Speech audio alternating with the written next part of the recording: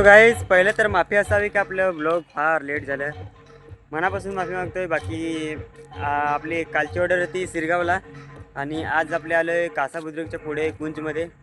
तर जे कोणी व्हिडिओ बघतील किंवा म्हणजे जे लगच्या लगेच बघतील ते येऊ शकता. फुल इन्व्हाइट आहे आपल्याकडनं.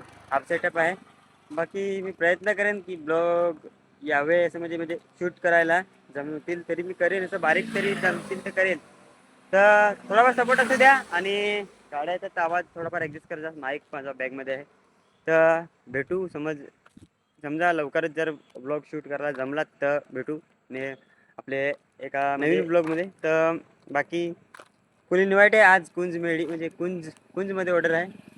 तर चला भेटू लवकरच.